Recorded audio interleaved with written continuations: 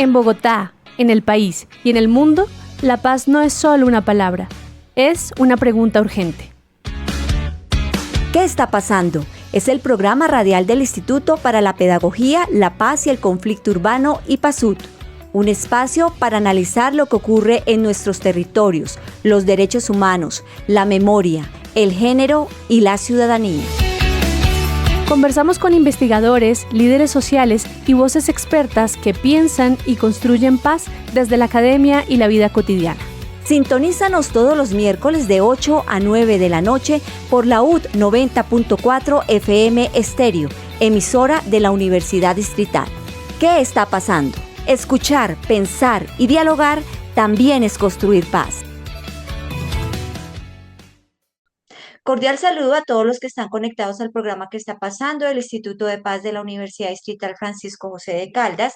Mi nombre es Sonia Díaz Granados y junto con la investigadora del IPASUT, Sandra Marín, le damos la bienvenida a este espacio de investigación, análisis y reflexión que se emite los miércoles de 8 a 9 de la noche por la UD 90.4 FM Estéreo, emisora de nuestra institución educativa, igualmente por nuestro canal en YouTube.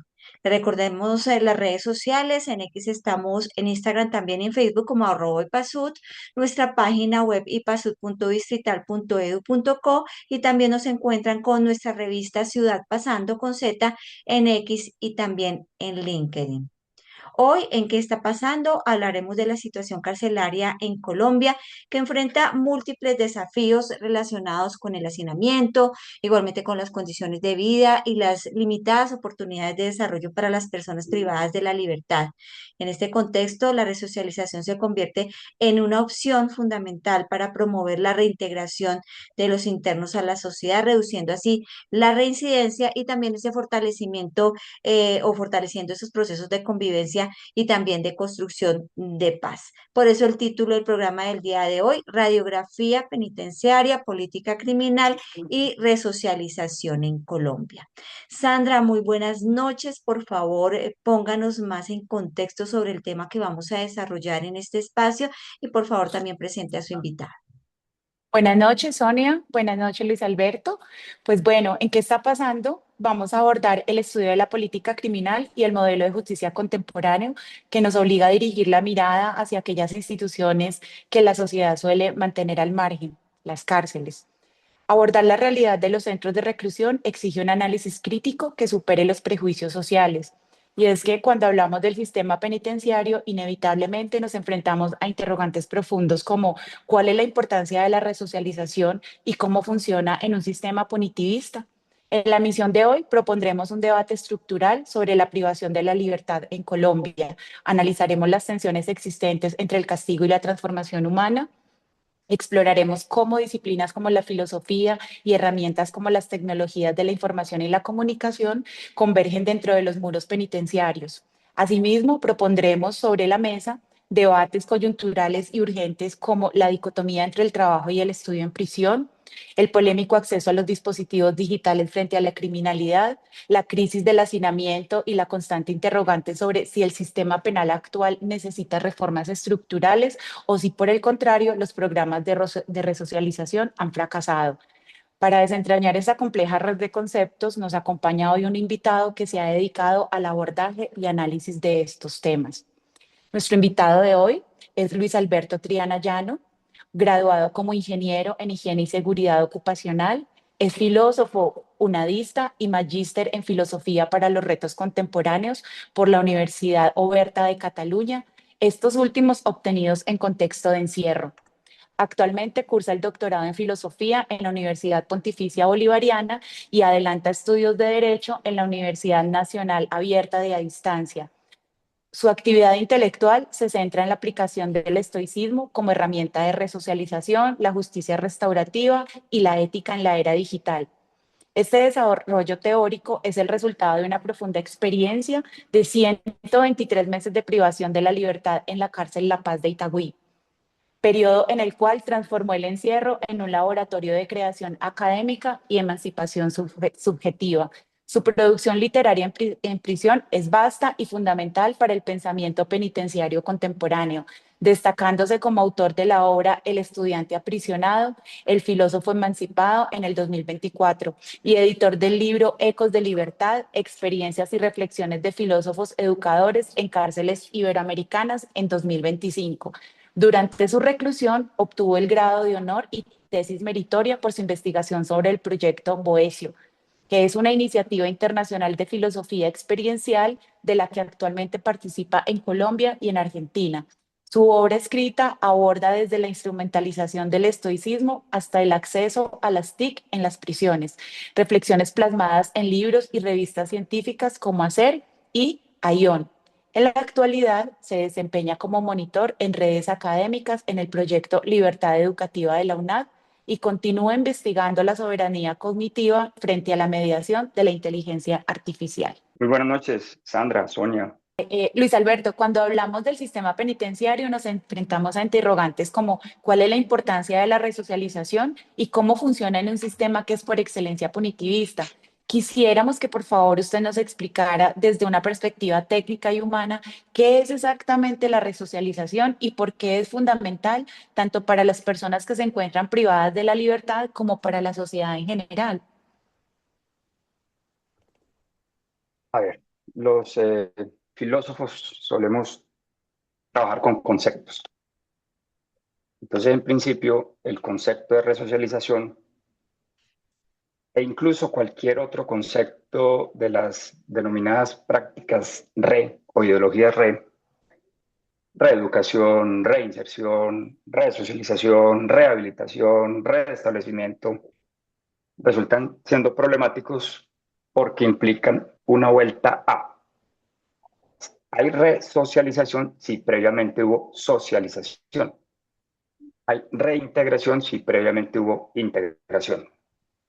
En algunos casos así es. En algunos casos las personas han terminado tras los muros de prisión porque han fallado los dispositivos que previamente la sociedad le ha contribuido, le ha entregado para su adecuada socialización.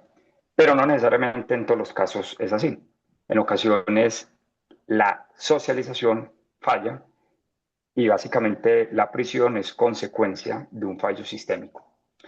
De allí que más que una apuesta por la resocialización, lo que apostamos, digamos, desde la filosofía, desde una corriente específica de la filosofía, que es la filosofía experiencial, y desde una escuela específica que tiene su origen en la Universidad de Sevilla, y de la cual hace parte de la red de varias universidades, entre ellas la Universidad Nacional Abierta a Distancia y Uniminuto aquí en Colombia, apostamos por un concepto un poquito diferente, y es el concepto de la desinserción social para una reinserción crítica.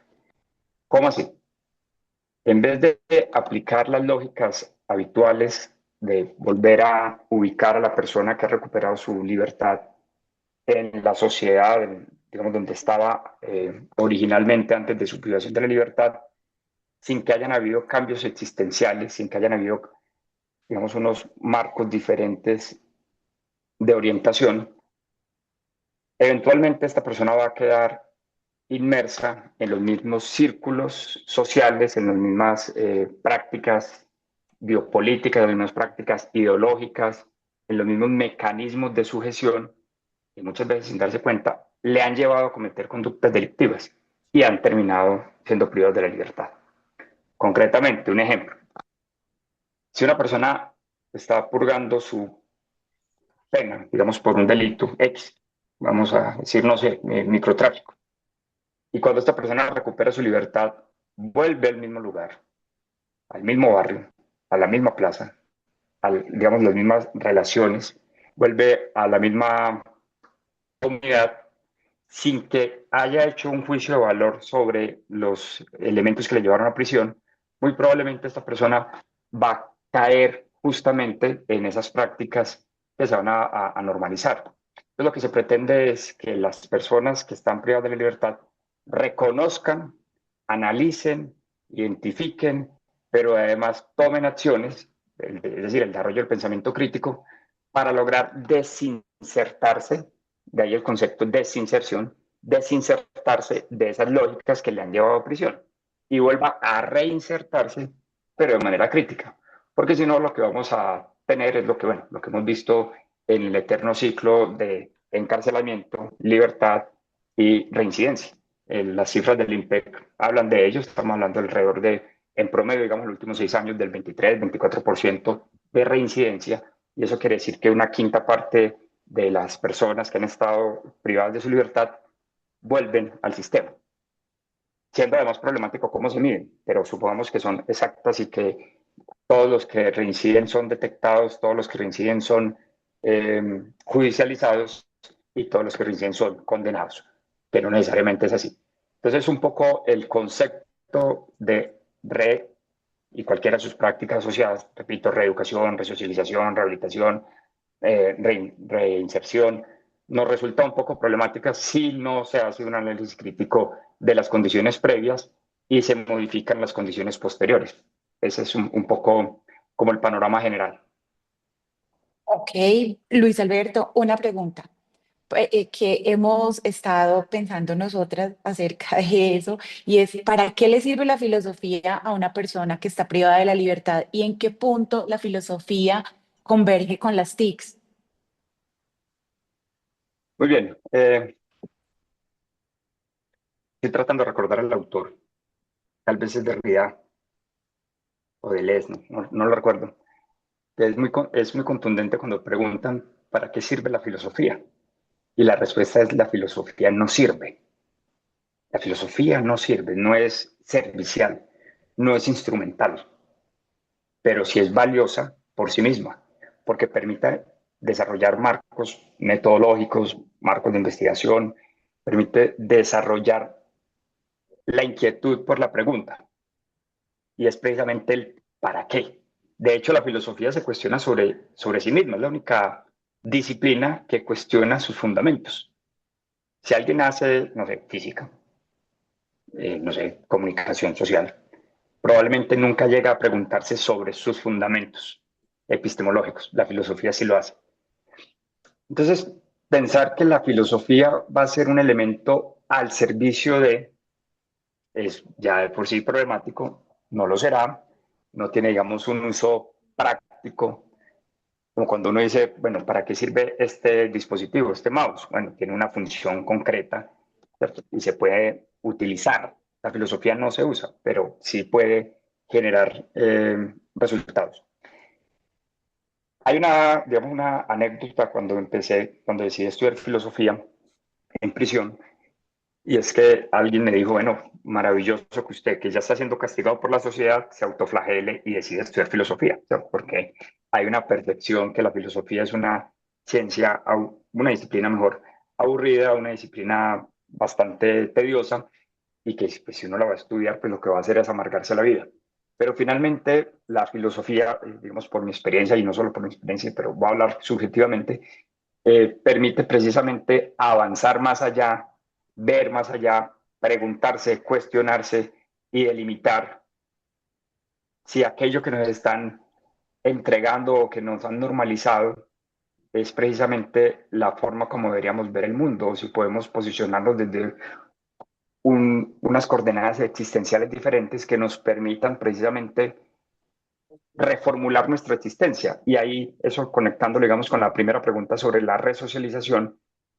La resocialización es efectiva cuando, para hablar en términos legales, no porque me guste el término, sino que la ley 65 del 93 habla como el fin fundamental de la pena será la resocialización, en el artículo 9. Entonces, para conectarlo con ello, con el concepto de resocialización, el concepto legal, pues la resocialización funciona cuando la persona decide hacer un cambio existencial, decide abordar de una manera diferente su vida. Y eso precisamente es parte de lo que provee la filosofía, porque te da herramientas para cuestionar, inclusive para cuestionar los marcos ideológicos que te han vendido y que has normalizado como que son los del deber ser. Ahora, ¿cómo conectar la filosofía con las TIC, con las tecnologías de la información y la comunicación? Pues esencialmente lo que tenemos es una herramienta para poder llegar a colectivos que han sido tradicionalmente excluidos y con ello poder abordar, digamos, metodológicamente enseñanzas, prácticas filosóficas, que de hecho es lo que hacemos en el proyecto OES. Ahorita en la presentación indicaban que pues, he trabajado y sigo trabajando con proyectos de filosofía experiencial, filosofía privada de la libertad en Colombia y en Argentina. ¿Cómo hacerlo simultáneamente? Eso lo permite hacer las tecnologías.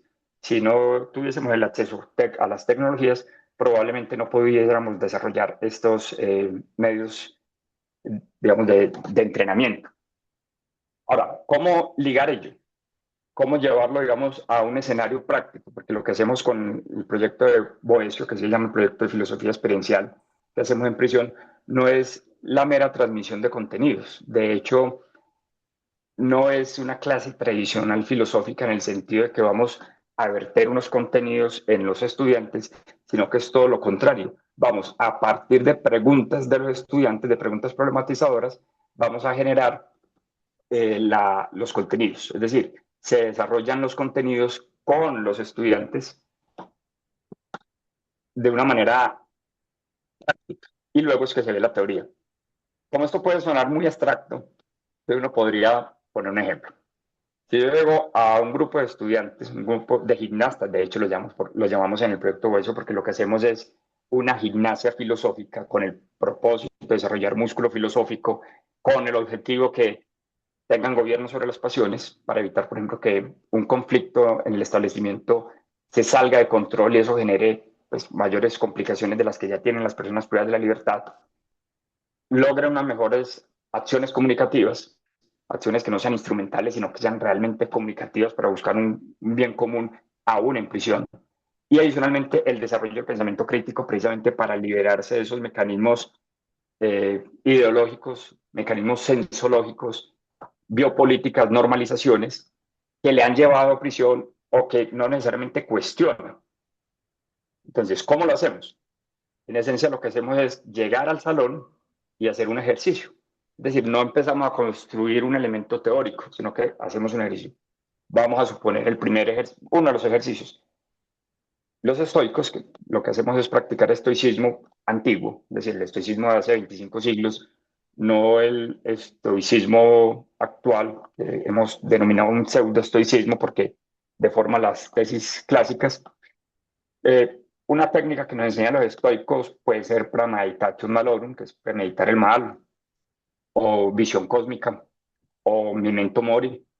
Escogemos alguna de estas técnicas y empezamos a practicarlo con los muchachos. Por ejemplo, si hacemos una técnica de memento mori, pues les vamos a decir que por favor escriban su epitafio. Si hoy murieran, ¿qué diría su lápida? Y ahí, sin explicar ningún concepto, los muchachos empiezan a estudiar. Profe, no sé escribir. Bueno, dibuje. Profe, dibujo muy feo. Venga, yo le ayudo con lo que usted quiere escribir. Venga, con un compañero le escribe, ¿cierto? La idea es que participe, en que haga el ejercicio, que viva la experiencia.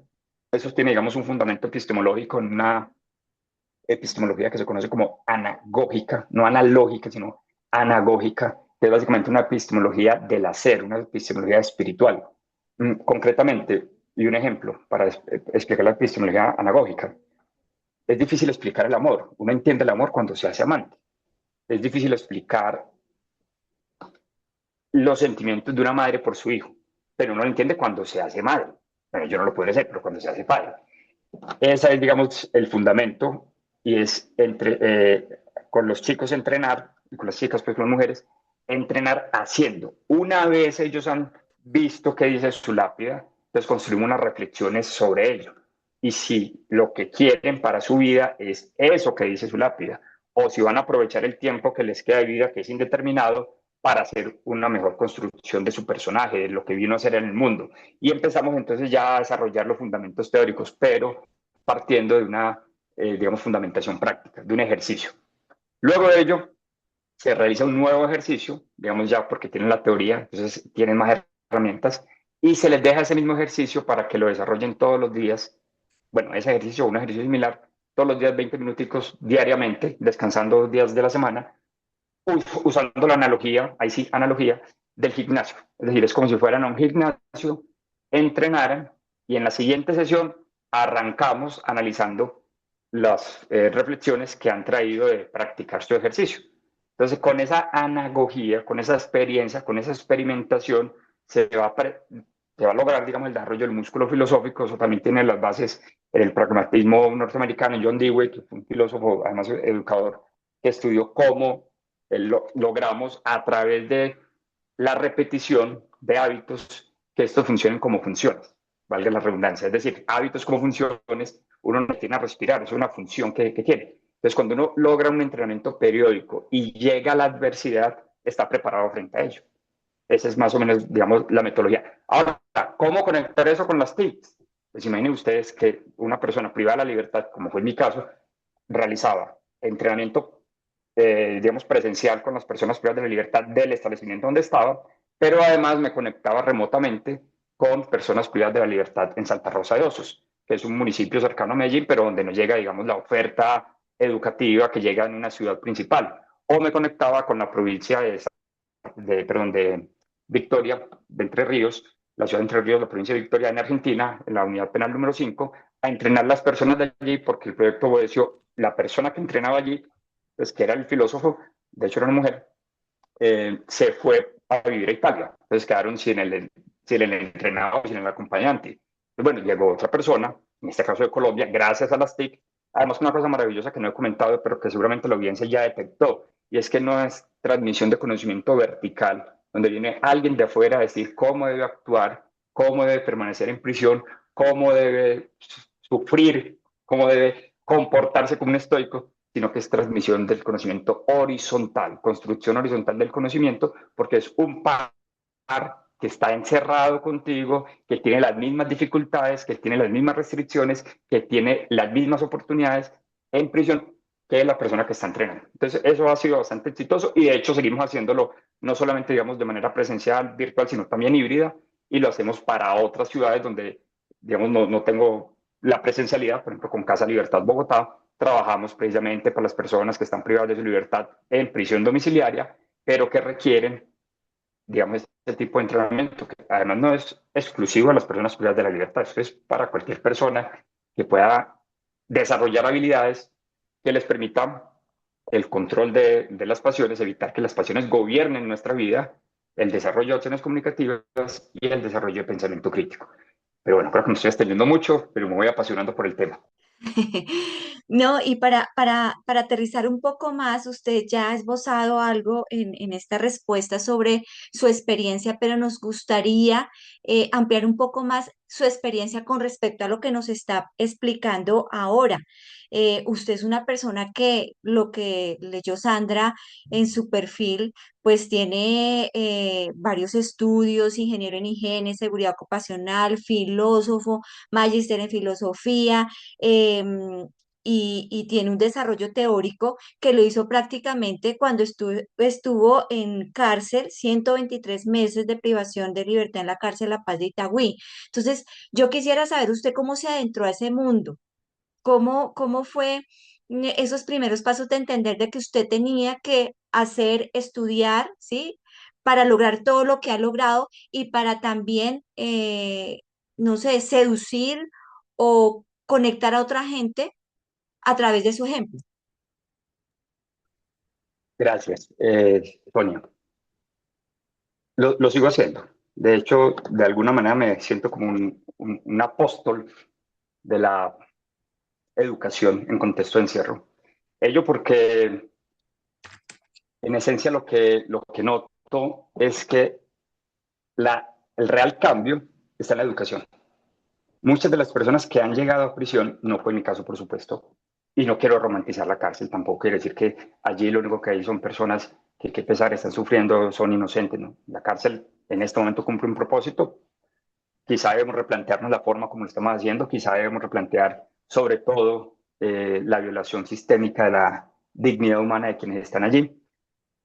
Pero a donde quiero llegar es que el cambio lo notaba yo por quienes pasaban por el sistema educativo, aún en privación de la libertad, no quienes estudiaban en la cárcel, sino quienes estudiaban a pesar de la cárcel. Porque el asunto no es ir a estudiar por una redención, para que me rediman pena, para que pague menos tiempo. El asunto es estudiar por una convicción de querer cambiar. De hecho, en mi caso particular, a mí nunca me redimieron tiempo por estudio. Es decir, yo nunca llegué a decirle al juez, mire, estoy estudiando esto, hice esta carrera, tengo estas publicaciones, le comparto este libro, cuántas horas me va a dar, cuántos días me va a dar, porque yo lo hacía por mi propia convicción y por lo que pudiera generar en el entorno. Otras personas lo hacen básicamente porque lo que se hace es una reducción de pena. Ahora, yo no quiero decir que es que tampoco reduce la pena, yo trabajaba, es decir, yo hacía unas actividades laborales, o enseñaba o trabajaba, y en el resto del tiempo, porque hay un asunto y es que hay mucho tiempo disponible en general en la vida, pero en prisión sí que es cierto que se ve el tiempo disponible. Entonces lo que yo hacía básicamente era buscar una ocupación, porque el tiempo allí, de hecho los griegos tenían dos conceptos para el tiempo cronológico, cronos, cuando digamos transcurre secuencialmente, mediblemente, y uno sabe que un segundo es un segundo, pero también él tiene el concepto kairos, el tiempo kairológico, y es que allí el kairos como que se detiene, se vuelve lento. Cuando uno está con la persona que ama, uno disfruta mucho ese tiempo y se le hace un instante. Y uno quisiera que ese fin de semana fuera eterno, pero no, es un instante que luego recuerda. Cuando uno está privado de la libertad, eso se hace eterno, tedioso, larguísimo, y en general en cualquier actividad aburridora. Habría que hacer algo con ese tiempo cairológico, porque si no, el tiempo cronológico me iba a acabar. Entonces, bueno, había que aprovechar el tiempo. ¿Qué encontré yo allí? Encontré una oferta de una sola universidad, la Universidad Nacional Abierta a Distancia, que hace educación en contexto de encierro desde 1999, y la oportunidad de estudiar uno de 3 programas. Tecnología en gestión comercial y de negocios. Bueno, un ingeniero estudia una tecnología con la pedantería de los ingenieros. Dicen, no, yo cómo me voy a devolver si yo lo que necesito es avanzar. Yo le dije al funcionario del área educativa, mire, yo quiero hacer una especialización. Una especialización, estás en la cárcel. Si quieres, estudie una de estas 3 cosas.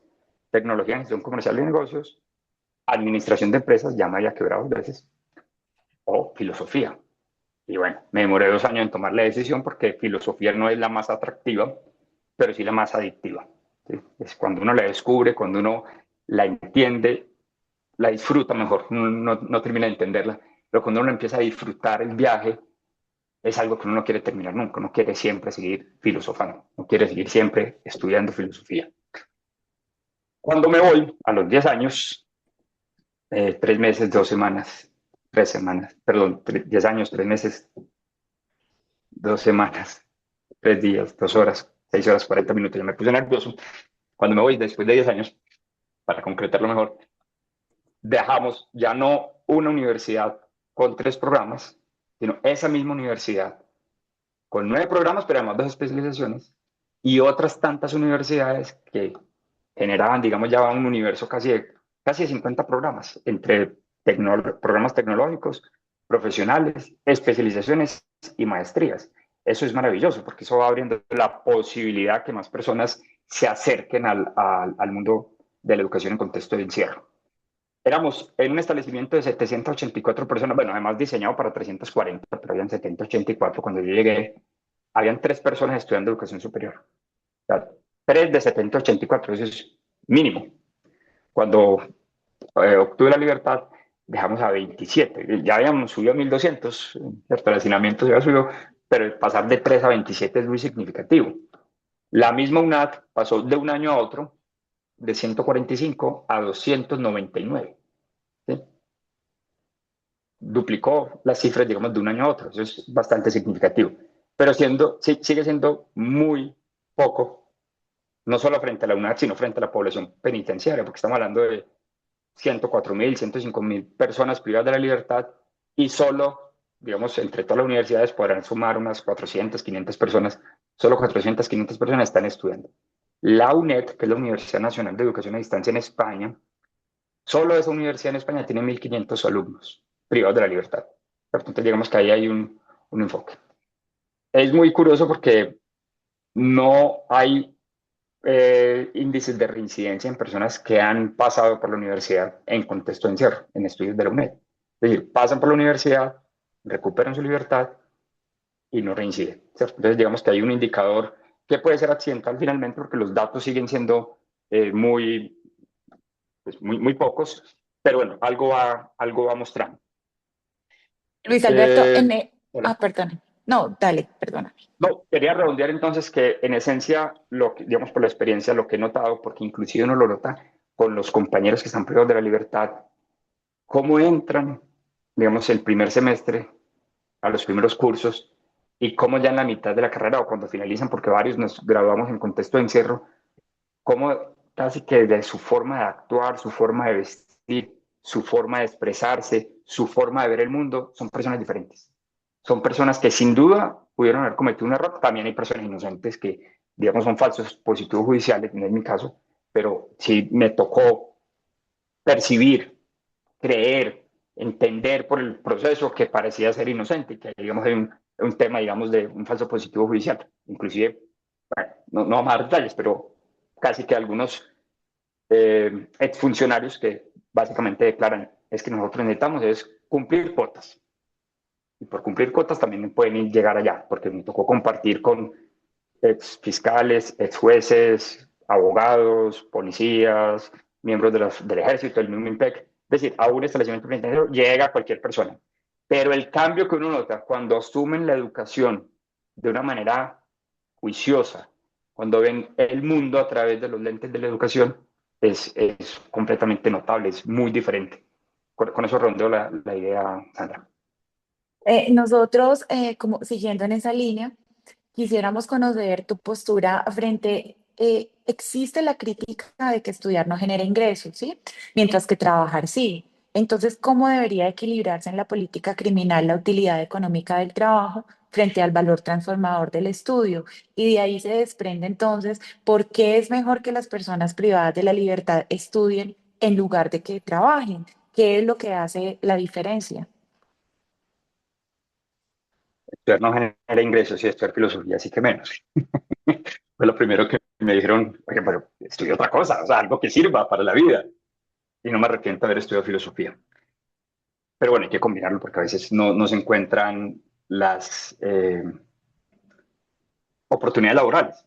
De hecho, digamos, interseccionalmente yo estoy cruzado por varias, ¿cierto? La exclusión que se perpetúa como pospenado, la edad, que ya digamos unos 50 años, difícilmente consigue un primer empleo, porque yo, digamos, nunca tuve que buscar empleo antes de la condición de privación de la libertad, y quizá un sobreperfilamiento, porque bueno, o sea, el tercer pregrado, estudiando doctorado, con maestría, entonces a veces dicen, bueno, ¿dónde lo ubicamos, cierto?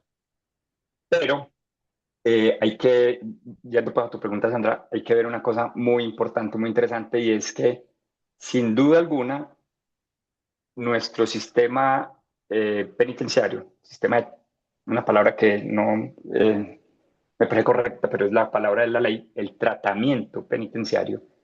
Y no me parece correcta porque el tratamiento se le da a los enfermos. Entonces, cuando llevamos a las personas privadas de la libertad a ese terreno, los estamos tratando como enfermos. El solo término que es tan frecuente que se use, el término interno, ¿cierto? Cuando te dicen, es que los internos, porque los mismos funcionarios se dirigen a las personas privadas de la libertad como internos, ¿quién está internado? El que está en un hospital. Pero al margen de ello, el tratamiento penitenciario está permeado notablemente por la ideología capitalista.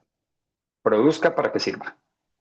Las horas que una persona puede redimir por trabajo son mayores que las horas que una persona puede redimir por enseñanza o por estudio.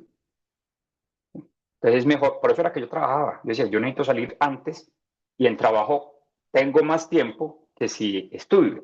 Porque además el estudio te lo cuentan de lunes a viernes. Y si es festivo, pues te pierde el festivo. Pero un estudiante estudia todos los días. Estudia los sábados, estudia los domingos, estudia por la noche. Porque no es ir, digamos, al centro de estudio, pues al área educativa y sentarse allá. Es seguir estudiando, seguir leyendo, seguir investigando.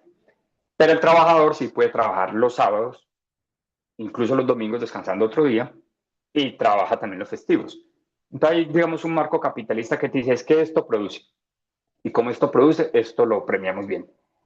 Marco que se ha ido empezando a desdibujar ahorita con la reciente reforma laboral que cambia, digamos, la dinámica de redención, de pasar de 2 días de trabajo por 1 de pena, a redimir 1 de pena, a 3 días de trabajo por 2 de pena. Eso es un aumento, digamos, del 50% que reconocía al 66%. Es valiosísimo, pero que en principio ha sido muy difícil que algunos jueces, incluso con pronunciamientos de las altas cortes, otorguen ese factor de redención para personas que estudian o que enseñan, como si enseñar no fuera un trabajo, como si estudiar no fuera una actividad ocupacional.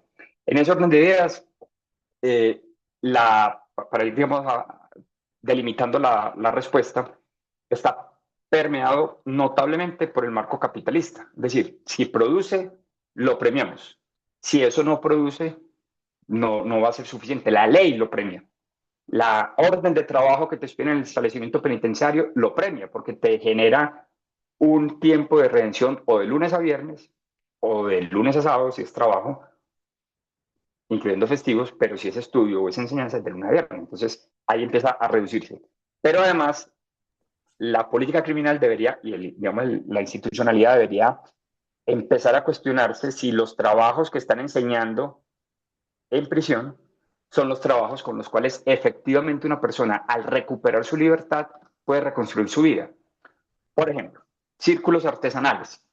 ¿Qué son los círculos artesanales? Donde te enseñan a hacer bolsos, por ejemplo, manillitas, y eso mientras que estás en prisión, de alguna manera puedes generar un recurso porque obtienes los hilos o bien porque te los donan o bien porque los compras, pero además hay que pagar un impuesto para entrarlo. Eso es una cosa curiosa, ¿cierto? Es decir, el hilo te vale 100.000 pesos, pero tienes que pagar un porcentaje de la factura para que pueda ingresar, que eso va a una caja del IMPEC. Bueno, ahí, digamos, uno podría cuestionarse ciertos aspectos. Luego ese hilo lo produces en unos bolsos que entregas a la comunidad, que los vendes, y mientras que estás en prisión, los puedes vender a un precio justo, digamos. Pero cuando sales y te quieres ganar la vida haciendo bolsos, que te demoras un día o 2 días haciendo un bolso, y estás compitiendo con una maquila china que hace el mismo bolso, pero al 20%, al 30% del valor que lo haces tú artesanalmente, te estrellas con la realidad y dices, no puedo competir. Y te quedas con un montón de hilo comprado que finalmente tendrás que salir de una manera barata. Igual sucede con las manillitas, igual sucede con algunos, digamos, algunas ocupaciones que no están, que son anacrónicas. Es decir, ya en este momento, pretender que una persona, por ejemplo, que anteriormente estaba vinculada a una estructura criminal, administrando una plaza de vicio o generando algún tipo de recurso, digamos, de extorsión, y que va a salir a ganarse algo haciendo manillitas, es no pensar pragmáticamente. Es decir, la delincuencia, el mundo organizado va a estar proveyéndole otras formas. Por eso decía, es muy importante el cambio desde adentro. ¿Cómo quiero yo mi proyecto de vida? Porque siempre van a haber otras oportunidades. Pero la misma institucionalidad es la que debe repensar eso. Por ejemplo, el uso de las tecnologías. Ahora está muy de boga, digamos, los call centers y las entidades, pues digamos que, pero uno pensar que una persona privada de la libertad tenga acceso a la tecnología, inmediatamente lo primero que uno dice es, van a extorsionar, ¿cierto? Y es posible, claro. O sea, no va a decir que eso no ocurra, seguramente ocurre, pero también extorsionan desde afuera. Es decir, el dispositivo no es el problema, es la persona. Entonces, si nosotros tenemos, por ejemplo, una serie de dispositivos que estén reglamentados, que estén regulados, que estén monitoreados, pues con unos parámetros, digamos, de protección de la información, de la dignidad, de los datos personales, probablemente se puedan establecer ciertos mecanismos, por ejemplo, en Europa, privados de la libertad, creo que es en Alemania o en Finlandia, me falla en ese momento, les pagan algo así como 45 centavos de dólar por hora para que entrenen inteligencia artificial, ¿cierto? Entonces, voy a hacer una etiqueta y dice, esa etiqueta es de la crema en tal cosa, o esa etiqueta o esa foto es de una papa, o esa foto es de un caballo.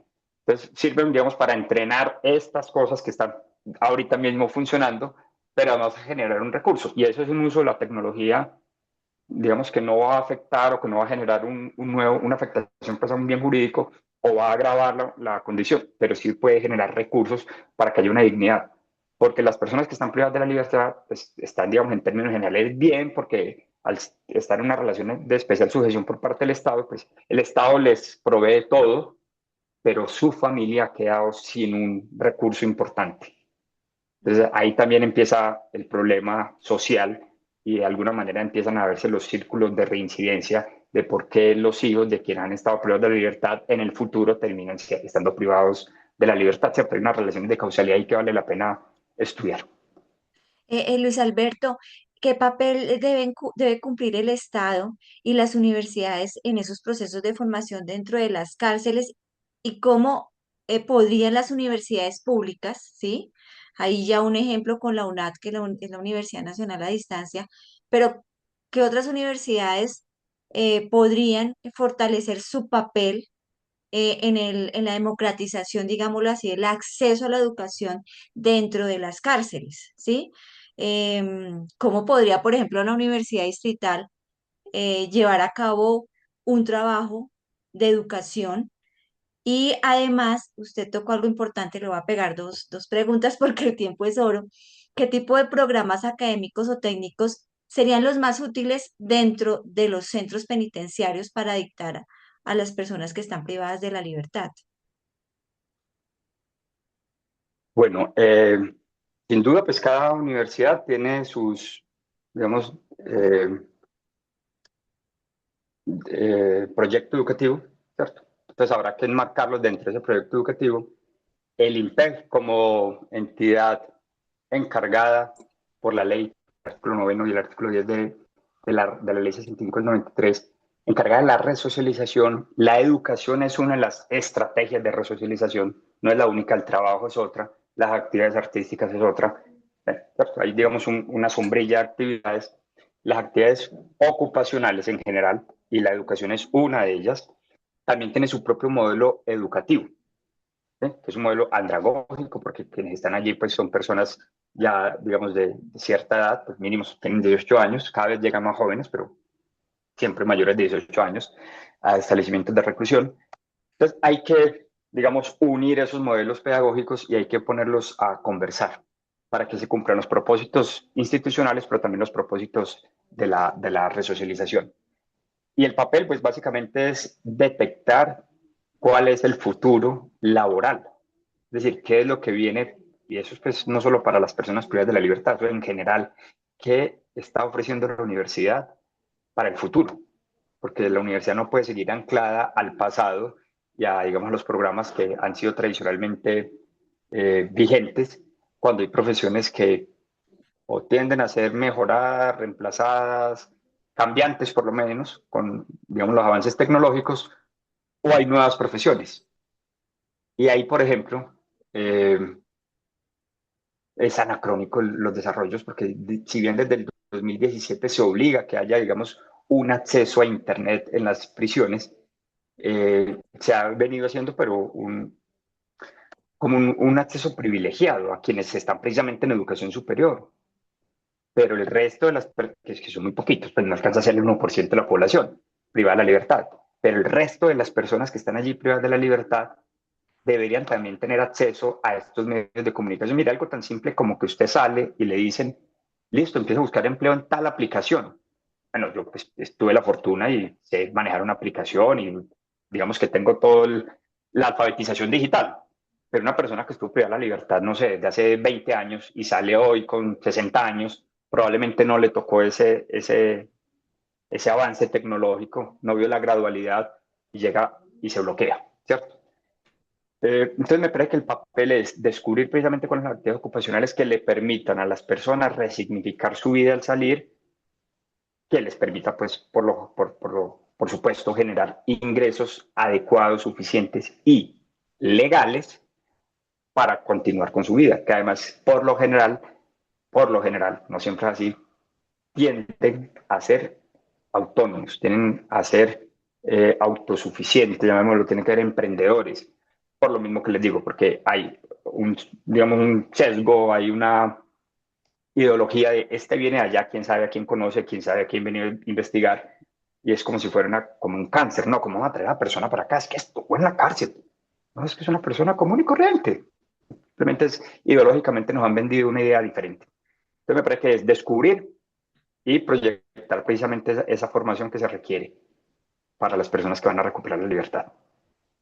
Luis Alberto, usted decía hace un rato, usted venía diciéndonos que las cárceles en Colombia pues estaban, albergaban más de la cantidad de personas privadas de la libertad para las cuales tenían capacidad. Entonces, ahí teniendo en cuenta que estas cárceles efectivamente albergan más de las personas para las cuales está diseñada la infraestructura, además de que el acceso a la salud es muy precario.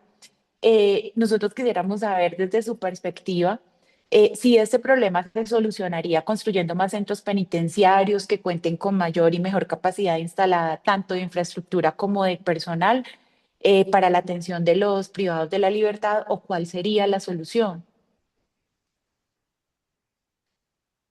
Mire, Angela Davis es una filósofa norteamericana. Me parece que es la única filósofa que ha estado en la lista de los 10 más buscados por el FBI. Creo que es la única persona que ha estado en ese ranking en la década de los 60, porque estuvo asociada, ligada más bien a un crimen que cometió alguien de las Panteras Negras, que era parte, digamos, de su círculo cercano. Y finalmente la encarcelaron y luego, pues, por presión social mundial, la liberaron porque básicamente era un falso positivo judicial. Pero ella, atravesada por la prisión, porque uno piensa en el mundo prisión es cuando le toca la prisión, lo mismo le pasó a Foucault, empezó a investigar qué era lo que pasaba con las prisiones en Estados Unidos y encontró que así como hay un complejo industrial militar, que lo estamos viendo ahorita mismo funcionando en Medio Oriente, en Gaza concretamente, también hay un complejo industrial penitenciario. Y con cifras del Departamento de Justicia de Estados Unidos, ella muestra cómo en una década Estados Unidos pasó de tener 200.000 personas privadas de la libertad a tener 2 millones de personas privadas de la libertad. Y los problemas no se solucionan. Los problemas sociales no se solucionan con más cupos, con más cárceles, ni con establecimientos como el SECOT en Salvador, ¿sí? Lo que hace el presidente Bukele allí, el dictador Bukele. Porque lo que se hace es precisamente alimentar una máquina capitalista y la máquina capitalista nunca se sacia. Hay alrededor negocios, el que provee los uniformes, el que provee la comida, el que provee las capturas, el que provee la defensa. Entonces, todo ese negocio que hay alrededor, que Angela Davis documenta cómo pasa de 200.000 a 2 millones, es decir, cómo crece, ¿sí?, brutalmente. Y finalmente también los perfiles de las personas que iban capturando, ¿cierto? Entonces eran con sesgos raciales, eran de, digamos, afrodescendientes, orientales, hispanos, y básicamente lo que había era una industria para garantizar que si se construía una, que es lo que va a pasar aquí en Medellín, se construye una cárcel para sindicados que va a operar un privado, pues el privado va a cumplir y va a cobrar bajo un contrato por X cupos. Supóngase usted 1.000 cupos. Yo le atiendo 1.000 personas. Siempre le va a cobrar 1.000 personas. Entonces, ¿qué hace digamos, los organismos de seguridad? Garantizan que haya 1.000 personas. Van a alimentar una máquina. No van a convertir la solución, no van a buscar la solución al problema, sino que van a cumplir unos indicadores. La solución no son más tipos penales, la solución no son más cupos, la solución no va por el orden del populismo punitivo, que todo se resuelve con, digamos, el aparato punitivista del Estado, el aparato de persecución y de captura y encierro. Habrá que pensar, por ejemplo, qué están haciendo en Europa del Norte. ¿Sí? Habrá que pensar qué pasa con las prisiones allí que se han ido cerrando, ¿cierto? Y los problemas sociales no han aumentado. Entonces, hay unos, digamos, fundamentos que habrá que revisar y ver cómo, en nuestra particularidad, porque también nuestro país es bastante complejo, bastante particular y, digamos, multicausal en términos de violencias y de problemas sociales, cómo buscar, cómo adaptar, cómo llegar a una mejor solución. Pero, o sea, Colombia tiene una crisis carcelaria. Hoy le escuchaba a una compañera que desde el 98 está declarado el estado de cosas inconstitucional. y eso ya es un saludo a la bandera. El solo hecho, por ejemplo, que ya sé que la Corte Constitucional haya, en la última sentencia, haya denominado los sitios de detención transitoria, que están hechos para 72 horas de detención transitoria, y ya los esté mencionando, ya los esté categorizando, ya los esté nombrando, ya los va a empezar el sistema a normalizar. Y hay personas allí que han pagado su pena, 1 año, 2 años, 3 años, en un sitio que, no está, que atenta contra las condiciones humanas. Entonces, el problema no es de cupos, el problema es de política criminal, el problema es de educación, el problema es de valores, el problema es un problema de orden social, multifactorial, multicausal. La verdad es que con lo que nos ha dicho Luis Alberto, la educación en contextos penitenciarios representa pues una herramienta muy importante para la resocialización, la reconstrucción de proyectos de vida y también esa construcción de una cultura de paz en nuestro país. Las universidades, obviamente el Estado, tienen una universidad, tienen una tarea importante, una responsabilidad muy importante en garantizar el acceso real y digno de oportunidades de formación académica. Usted es un ejemplo de ello, por eso pues está aquí en nuestro programa y le agradecemos de antemano. Es el tiempo muy corto porque yo sé que hay muchas cosas más que dejamos sobre la mesa, estas preguntas que de pronto podía haber otro capítulo más, otra emisión más de este programa hablando sobre esto. Y bueno, le agradecemos mucho, Luis Alberto, por haber estado con nosotros. Digamos que para cerrar un mensaje corto con respecto a la situación actual en Colombia, ¿cómo podemos avanzar en ese sentido? ¿Cuál es el llamado que usted hace rápidamente? Un mensaje corto, decirle a un filósofo que sea corto, pero no vamos a ser muy concretos. Debemos revisar la política criminal y debemos ajustar los subrogados penales, porque miren, una persona después del primer año que haya estado privado de la libertad ya sabe si quiere seguir por el camino o si no quiere seguir por el camino.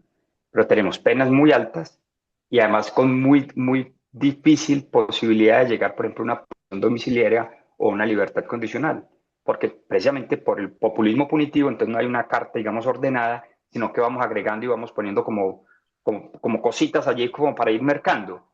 Debería haber algo más regulado, más claro, más claramente establecido, de manera tal que la gente vaya, como, digamos, puede, pues, a prisión, pero tenga la oportunidad para que se vaya y pague su pena en su casa. Obviamente, no la embarre, porque si la embarra, le vamos a botar las llaves, o sea, lo vamos de nuevo a guardar y ya no va a ser tan flexible el sistema, ¿cierto? Pero digamos como que haya como una política como de strikes. La embarró, primer strike, no lo vuelva a hacer. La volvió a embarrar, segundo strike, le vamos a dar más duro. Tercer strike porque ya le embarró, le botamos las llaves. De aquí no va a salir porque definitivamente usted no está. Bueno, pero además de eso, para no ser punitivista, además eso tiene que estar enmarcado también en políticas de salud mental, porque muchas de las personas que han llegado a privación de la libertad lo hacen, digamos, bajo desórdenes mentales. Y eso no está tan claro. Bueno, yo conocí casos que uno dice, ¿cómo es posible que esta persona no la hayan declarado inimputable? Las personas con desórdenes mentales y figuran, digamos, en el proceso como jefe de la banda criminal de tal lado, cuando es una persona que, pues, que uno sabe que difícilmente puede hilar dos ideas. Entonces, hay que hacer una revisión profunda de lo que tenemos y adecuar los tipos penales, adecuar sobre todo los subrogados penales para que la gente, los beneficios administrativos, para que la gente pueda demostrar que está apta para vivir en sociedad y que no sea un eterno y perpetuo castigo. Y a ustedes, muchas gracias, Sonia y Sandra, por invitarme a este programa. Espero volver por acá en otra oportunidad. Esperamos nosotros que usted en una próxima emisión acepte nuestra invitación. Muchísimas gracias, Luis Alberto. Y pues para cerrar nuestra reflexión del día de hoy, debemos entender que la resocialización no puede seguir siendo entendida como un simple ideal romántico, sino como una obligación técnica del Estado y una inversión en seguridad ciudadana. En un sistema históricamente punitivista, la resocialización actúa como el mecanismo que humaniza la pena, transformando el tiempo de reclusión en un proceso de reconstrucción del sujeto. Muchas gracias a todos por escuchar nuestro programa en la noche de hoy. Así es, muchas gracias. Yo lo voy a dejar como me gustó. Apóstol de la educación en el contexto de encierro. Muchas gracias, Luis Alberto, a todos nuestros oyentes, seguidores en redes sociales. Nos volvemos a escuchar el próximo miércoles de 8 a 9 de la noche.